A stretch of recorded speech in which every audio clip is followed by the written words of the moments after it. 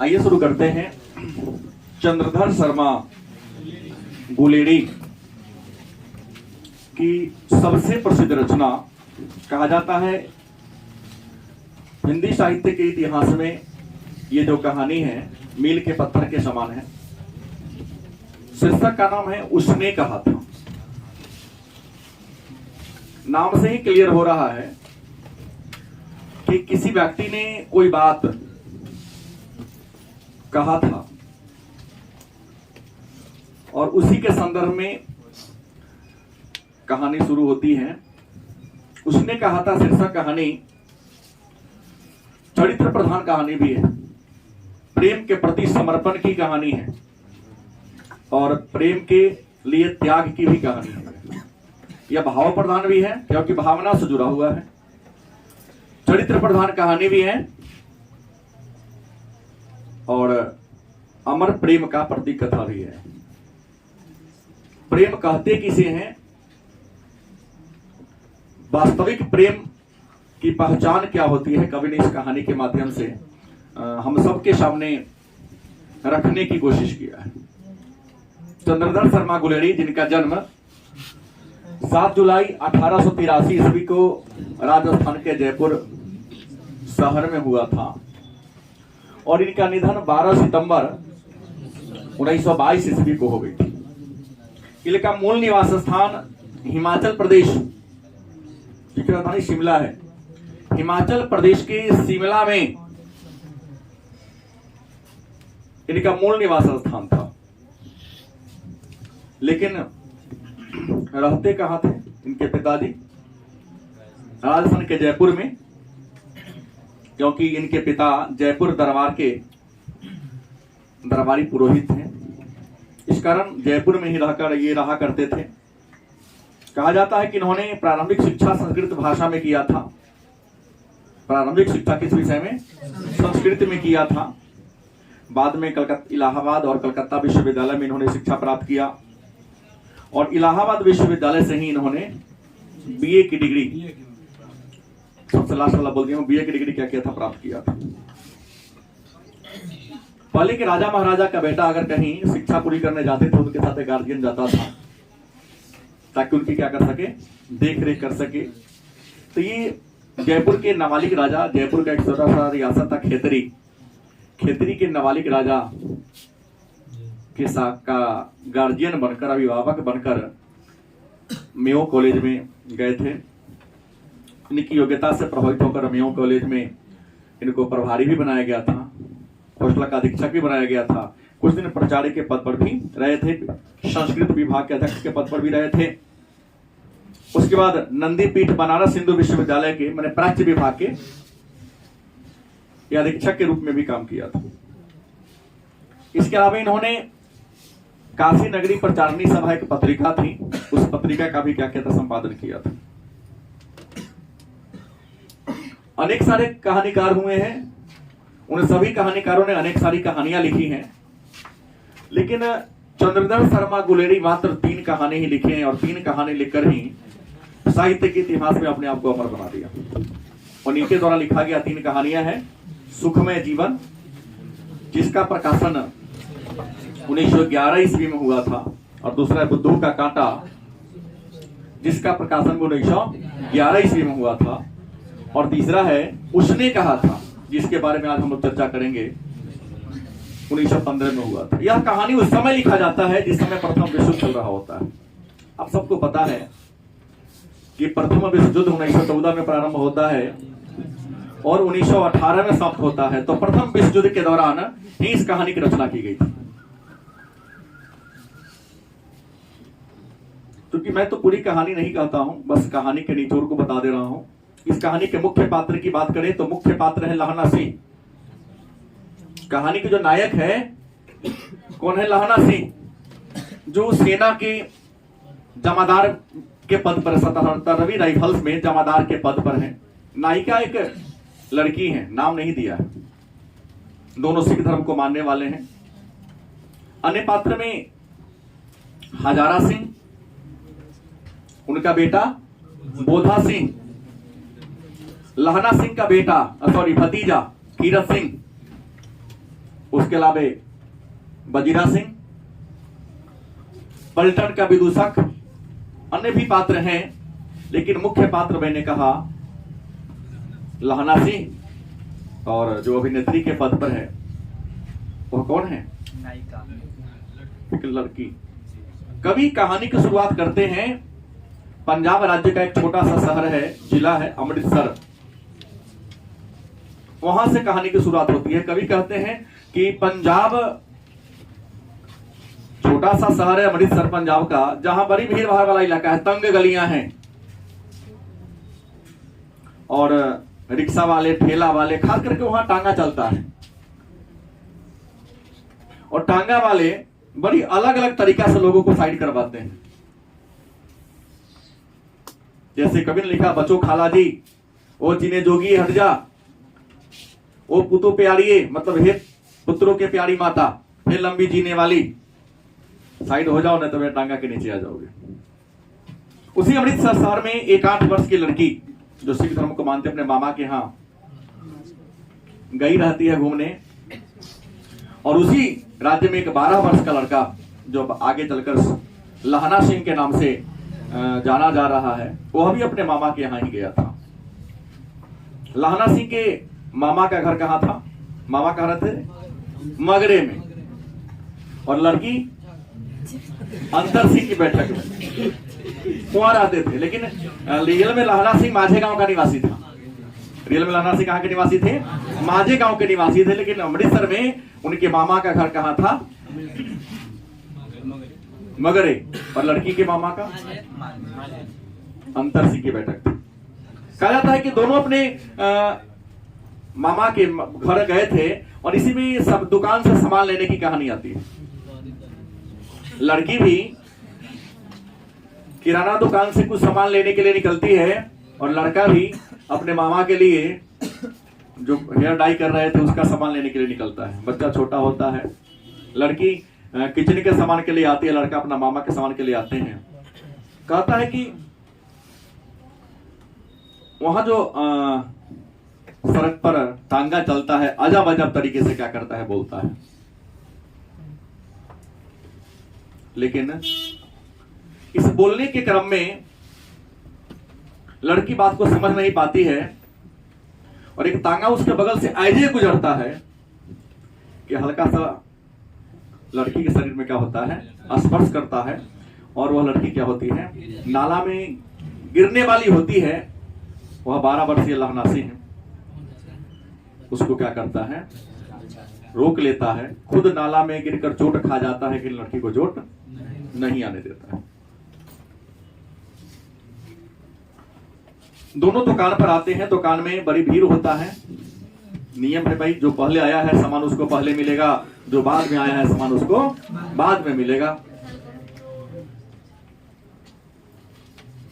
दोनों खड़े होते एक दूसरे को देखते हैं, इनकी बारी आती है, और दोनों को सामान मिलता है, दोनों सामान लेके अपने अपने घर चले जाते हैं। कभी कहते हैं कि इस रोज से लगभग दोनों की मुलाकात हमेशा होने लगी। कभी दूध वाले के दुकान पर, तो कभी सब्जी वाले के दुकान पर, तो कभी धोबी के दुकान पर, तो कभी अलग अलग दुकान पर दोनों की मुलाकात होने लगती है, और धीरे धीरे लहना सिंह उस लड़की से प्रेम करने लगता है। बार बार मुलाकात होते उसे क्या करने लगता है, प्रेम करने लगता है। कहा जाता है इसी क्रम में एक बार दुकान पर पुनः मुलाकात होता है। लड़का के मन में उस लड़की के प्रति शायद बेचैनी इतनी बढ़ गई होती है कि उसने सीमा को पार किया, उससे प्रश्न कर ही दिया कि तेरी कुरमाई हो गई है क्या? पंजाबी भाषा में सगाई कहो या मगनी कहो, जब उसको हम लोग छेका कहते, छेका छेकी, तेरी कुरमाई हो गई है क्या? लड़की शर्मा जाती है, 8 वर्ष की लड़की थी, शर्मा जाती है और भाग जाती है। अब ये छेड़ने का एक बड़ा बढ़िया सुंदर बहाना बना लेता है। अब जब भी मिलता एक ही प्रश्न करता कि तेरी कुरमाई हो गई है क्या? एक दिन की बात है कि पुनः दोनों दुकान पर आमने सामने मिलता है। शायद उस लड़की के घर के मामा के घर में कुछ समारोह था, तो आप जानते हैं लड़कियां श्रृंगार प्रिय होती है। पूरे हाथ में मेहंदी लगाई थी, रेशमी का चादर ओढ़ी हुई थी, कुछ सामान लेने आई थी। क्या संजोग होता है कि लड़का वहां पुनः क्या होता है, पहुंच जाता है, सामान लेने ही पहुंच जाता है। और सामान लेने के क्रम में पुनः लड़की से प्रश्न कर देता है कि तेरी कुर्माई हो गई है क्या। लड़की भी ठान ली थी कि आज आ रही तो बार कहीं देते हैं। वाल्टेयर के सिद्धांत वाली बात हो जाएगी, 100 सुनार की तो 1 लोहार की आर पार हो जाए। उसने कहते हाँ हो गई है। कब की छोड़ो, देखते नहीं हो, हाथ में मेहंदी लगा हुआ है, शरीर पर बैठा लो, शरीर पर रेशमी का कटा हुआ साड़ी पहनी हूं, साल पहन तो उड़ी हूं। कहा जाता है कि जैसे ही उस लड़की ने कह दिया हाँ, कभी लिखते हैं उस लहना सीप के शरीर पर मानो वज्रपात हो गया, ठनका ठनक के क्या हो गया, गिर गया। ऐसा सुनते ही लड़का घर की राह ले लिया।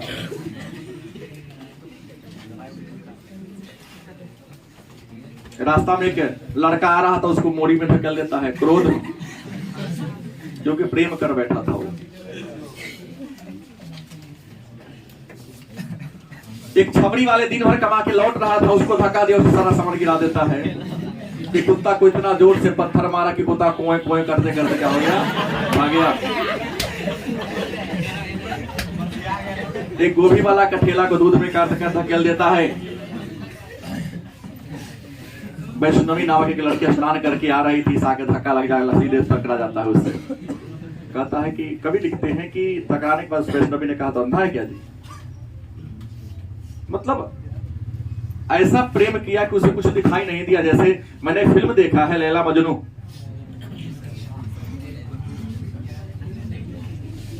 उस में दिखाता है कि लड़की तो पैसे वाली होती है और लड़का थोड़ा कमजोर होता है। दोनों की शादी हम प्रेम करता है, लेकिन जब लड़की के पिता ने शादी कर दूसरे की बात लेता है, पिता इसे पता नहीं चलता है कि इससे हमारी क्या होगी, शादी होगी। अपने प्रेमिका के बिछुड़ने के क्रम में वह इतना बेचैन पागल हो जाता है कि कुछ उसे दिखता ही नहीं है। उसी समय एक मौलवी साहब क्या होते हैं, सुनसान जगह बवाते रहता है। मौलवी साहब क्या होते हैं, उसके नमाज अदा करने का समय था, मैट बिछा के नमाज पढ़ रहा होता है। उसी जगह बार बार इधर उधर लेफ्ट राइट कर रहा होता है। मौलवी साहब बार बार देख रहे थे, हाँ यहाँ नमाज पढ़ रहे हैं, इधर उधर कर रहा है। खड़ा हुआ, दिया दूध चमाटा चटाचट। कहा बेहुदा तू देख नहीं रहा है कि मैं यहाँ नमाज पढ़ रहा हूं, तू मेरे सामने आ जा रहा है। उसने कहा तुम नमाज किसके लिए पढ़ रहे हो? तो खुदा के लिए। कहा तू कैसा नमाज पढ़ता है जी? मैं लड़की के प्रेम में पागल हूं, तुम हमको नहीं दिखाई दिया, मुझे तुम दिखाई नहीं दिया, और तू कैसा भक्त है कि भगवान की पूजा करो, हम तुमको दिखाई दिए।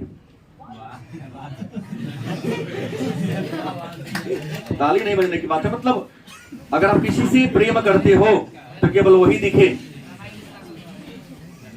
भगवान से करो, माता पिता से करो, पुस्तक से करो, सामने दूसरा दिखने लगे तो समझो आप प्रेम नहीं हुआ, एक स्वार्थ है।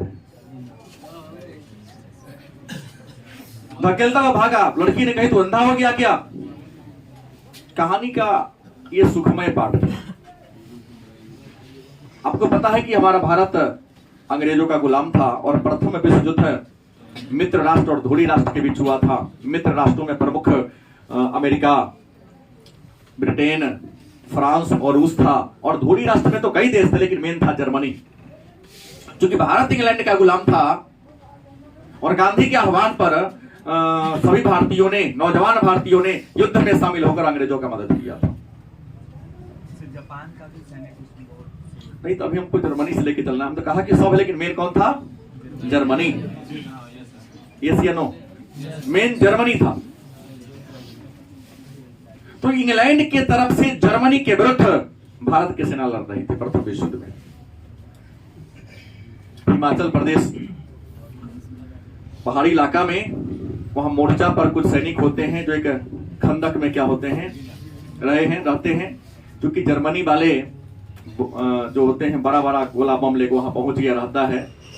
लाहना सिंह जमादार होते हैं उस खंदक में, 5-7 सिपाही होते हैं, बजीरा सिंह, बुद्धा सिंह, बहुत सारे लोग होते हैं उसमें। एक आदमी तो ऐसा होता है कुछ खंदक में इतना गहरा कि कोई हमको देखे नहीं, पानी पटाने वाला होता है, क्योंकि जहां रहेगा वहां तो कुछ हंसी मजाक करेगा ही, कुछ कुछ बात होती रहती है। और याद रखेंगे कि युद्ध सिपाही जब लड़ाई करने जाता है तो युद्ध में अच्छा प्रदर्शन करता है तो उसको सरकार इनाम देती है।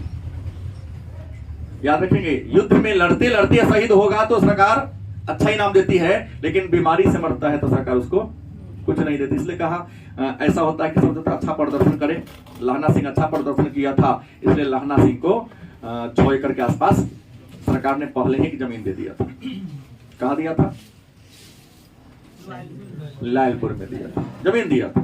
लड़ाई थोड़ा शांत होता है तो बीच की कथा मैं बोल रहा हूं, पुनः बाद में तो मैं आगे लेता हूं कि लाहना सिंह के जमीन जो मिला था उस पर कुछ विवाद हो गया था। तो उस मुकदमा की पैरवी के लेकर कहां आया था? अपने गांव आया था। अचानक गांव पर आया था, 2 दिन के बाद ही सैनिक हेडक्वार्टर से उसको सूचना मिली कि सेना लाम पर जाने वाली है, मतलब युद्ध पर जाने वाली है। सभी सैनिकों का छुट्टी कैंसिल किया जाता है। संजोग की बात है, जिस गांव में लाहना सिंह का घर था, जिस गांव का निवासी लाहना सिंह था, उसी गांव के रास्ते में बुद्धा सिंह का भी, हजारा सिंह का भी घर था। और उसी हजारा सिंह से उसी सिख लड़की का क्या हो गया रहता है? शादी हो गई रहती है। उसका एक बेटा हुई होता है, उसका नाम होता है बुद्धा सिंह। दोनों बाप बेटा फौज में शामिल था। आज जिस फौज में वह सेना के पद पर था, उसी फौज का जो मेन जमादार थे कौन थे? लाहना सिंह थे। कभी कहते हैं कि जब सभी सेना को छुट्टी रद्द करके वापस आने की बात की गई तो हजारा सिंह ने कहा कि साहब धनी मनी लोग थे, आप चलेंगे तो हमको भी अपने साथ ले चलिएगा सड़क तक। आप तो गाड़ी से जाएंगे, हम भी तो बैठ लेंगे। कहा क्या दिक्कत है, हम तो जाएंगे तो भी बैठ लेना पीछे। लाहना सिंह अपने घर से निकलता है, निकलकर उस हजारा सिंह के घर के सामने आता है, जोर से आवाज देता है, चलो लेट हो जाएगी, गाड़ी छूट जाएगी। उसकी पत्नी इसकी आवाज को क्या करती है? सुन लेती है, और सुनने के बाद अपने पति हजारा सिंह से कहती है कि हम तुम्हारे साहब से क्या करना चाहते हैं? मिलना चाहते हैं। हजारा सिंह आता है, लाहना सिंह से कहता है कि हुजूर, हमारी जो सूबेदारनी है ना, वो आपसे क्या करना चाहती है? मिलना चाहती है। वो कहती है कि मैं आपके जमादार साहब को जानती हूं। लाहना सिंह शादी नहीं किया था कभी। ये कहानी दिखाया है कि जिससे प्रेम किया उससे शादी काहे चुंदर के मूल पर सलमान खान जैसे कुत्ता वेलाई के नाम इतने बड़े पात्र से क्यों जोड़ देते हैं भाई? 200 रुपया के दिया दिखा देना हो गया। गलत सही। वो इसलिए नहीं शादी किया सलमान खान कि जहां गया वहां लेते चला गया, बुलाते चला गया सबको। गलत नहीं है, लेकिन सलमान खान से इतने बड़े शख्सियत की कल्पना, कबीर जैसे पात्र की कल्पना किया, इसके तो हीरो हीरोइन से कल्पना मत करो। ये स्टैंडर्ड वैसा ही सब होते हैं, फ्रॉड होते हैं लोग। हाँ, पैसा इतना है कि कोई दवा मत बोल नहीं पाता है डर से, लेकिन अच्छे लोग हीरो हीरोइन को पसंद नहीं करते। और देखिए, कोई हीरोइन कितना बड़ा क्यों ना हो, उससे अच्छे लोग शादी नहीं करते। और जो शादी करता, पहले को 2 दिन को पत्नी मर गई होती है या थर्ड फोर्थ वाइफ में रूप बना के रखता है, कैप्ट बना के रखता है। ये भी सत्य बात है। उदाहरण मैं 1 लाख दूंगा आपको, क्योंकि सब जानता है स्टैंडर्ड पड़ोस वाला काम है ये सब, दूसरा कुछ नहीं। दूसरा मैंने कहा कि वो लाहना सिंह मन में विचार करने लगते हैं कि मैंने शादी किया, मैं किसी रिश्तेदार में यहां जाता हूं, और मैं सेना के क्वार्टर में किसी सिपाही के घर भी नहीं जाता हूं। आगे हमको जानती कैसे? लड़का लाहना सिंह क्या होता है, क्योंकि बुला रही थी, जाता है, आंगन में बुला के ले जाती है, चेहरा दिखाते हुए कहती नहीं है, और एक प्रश्न किया। क्या प्रश्न किया? कि तेरी कुरमाई हो गई है क्या?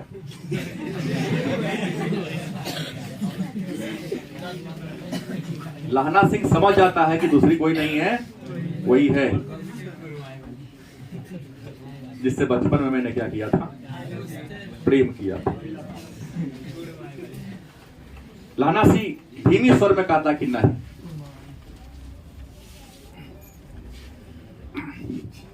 जैसे ही कहा कि नहीं तो जो सूबेदारनी होती है, मतलब वो लड़की लहना सिंह के सामने अपना आंचल पसारती है और उसी को वादा करवाती है कि जब हम बचपन में कोई रिश्ता नहीं था, तुम खुद चोट खा लिए और हमें क्या किए, बचा लिए, मेरे ऊपर किसी प्रकार का आंच नहीं आने दिया।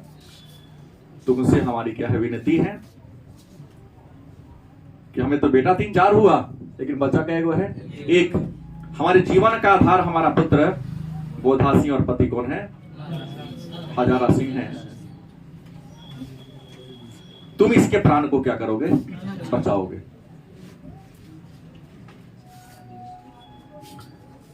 इतना कहकर लड़की की आंखों से भी क्या होता है, और लहना सिंह रोते हुए घर से चले आते हैं। युद्ध के मैदान में जाते हैं तो उसी युद्ध के मैदान में वही खंदक के नीचे सब रहा होता है और एक जर्मन वाला भेष बदल कर इसमें घुस जाता है, तो सेना को ही मार देता है। लेकिन बात के क्रम में कुछ बात पता चल जाता है उसको, पलटन का विदूषक बन के घुस गया होता है, इस खंदक में घुस गया होता है, उसको मार दिया जाता है। ठंडी इतनी पर बर्फबारी हो रही थी, वर्षा भी हो रही थी कि बोधा सिंह को ठंड भी लग जाती है, निमोनिया, बहुत ठंड से बुखार पकड़ लेता है उसे। बिस्कुट वाला टीन था, उस पर बिछा के सोया हुआ था। लहना सिंह रखवाली करता है, एक बंदूक लिए मुंह के कोना पर कभी घुस न जाए, और एक निशान नजर कहां था, बोधा सिंह पर था। बेचारा थरथरा रहा था, अपना कंबल दिया, बरान कोट दिया, फिर भी उसकी थरथरी घटी नहीं, तो अपना जैकेट उतार के दिया, कहा कि हमको गर्मी लगती है। अरे कल तक मैम आई थी, हमको नया दी, तो हमको बहुत मानती है, जाते उसका तो फल फूल दूध मिठाई खूब खिलाती है, क्योंकि मैम का कहना है तुम हमारे देश को बचाने आए हो, तुम हो तभी हम लोग हैं। उसी पर कहता प्रश्न कहता कौन, हजारा सिंह कहता है ना कि निमोनिया से मरने वाले को मुरब्बे नहीं मिलते। तुम जो कर रहे हो ना, क्या कर रहे हो, गलत कर रहे हो। मतलब अगर तुम अपना सारा कपड़ा उतार के इसको दे दोगे तो तुमको भी क्या हो जाएगा, बुखार लग जाएगा। बुखार लग जाएगा तो क्या हो जाओगे, बीमारी पड़ जाओगे, बीमार पड़ोगे तो क्या हो जाओगे, मर जाओगे। मतलब सेना को इनाम या पुरस्कार, मुरब्बा मतलब क्या, पुरस्कार तब मिलता है जब सेना लड़ते लड़ते शहीद होता है, किसी बीमारी से अन्य कारणों से मरता तो उसे पुरस्कार नहीं मिलता है। लेकिन इसको तो बात याद था किसका, अपनी बचपन की प्रेमिका की बचाना है। लड़ाई शुरू होता है, युद्ध के मैदान पर जाते हैं। लहना सिंह स्वयं जमादार के पद पर होकर की मोर्चा को संभालता है, कई गोलियां खुद खाता है, लेकिन हजारा सिंह और बोधा सिंह को गोली लगने नहीं देता है। और अंत में लड़ते लड़ते उस जिस मोर्चा पर था, उस मोर्चा पर क्या होती है, भारतीय सिपाहियों की जीत होती है। जर्मन वाले सिपाही वहां के अंदर पीछे मुड़ जाते हैं, लेकिन इतनी गोलियां लग चुकी होती है, इतना घायल हो चुका होता है कौन, लहना सिंह, कि कपड़ा बांध के लड़ रहा था। और अंत में हालांकि हजारा सिंह और बोधा सिंह को भी कुछ गोलियां लगी थी, तो उसको गाड़ी पर बैठाकर भेजने की बात करता है। तो घायल होकर गिर जाता है, तो कीरत सिंह जो उसका क्या था, भतीजा था, उसको नहीं, भतीजा गलती लिख दिया है, भतीजा था, गोद में उसके ये रखता है और कहता है कि भाई कीरत, क्योंकि वहां सेना में सब भाई भाई रखेगा ना, एक गिलास क्या कर दो, बजीरा सिंह के गोद में पानी पिला दो। और वही बोधा सिंह को बुला के कहता है अंत में कि तुम लोग कहां जाओ, घर जाओ, क्योंकि हमको अब ऊपर से क्या आ रहा है, इंफॉर्मेशन आ रहा है कि बचने वाले में से हम नहीं है, क्योंकि अस्पताल भी मेरा कुछ बिगाड़ नहीं सकता है। तुम लोग स्वस्थ होना, घर जाना, और घर जाके कहना, किससे? सुधारने अपने मम्मी से, कि उसने जो हाँ कहा था हमने पूरा कर दिया। ये कहानी है और अगले दिन अखबार में निकलती है तो यही 77वें राइफल्स के जमादार कौन? लहसनासी युद्ध में वीर गति को बड़ा घायल हो गए, वीर गति को प्राप्त हो गए। लेकिन उस मोर्चा पर क्या होता है? तो ये अमर प्रेम की कथा है और इससे यही मिला कि प्रेम एक प्रकार का त्याग होता है, एक प्रकार का समर्पण होता है। प्रेम में प्रेमिका की खुशी के लिए आपको बहुत दिन क्या करना पड़ेगा? हाँ, प्रेम का मतलब वासना नहीं होता है।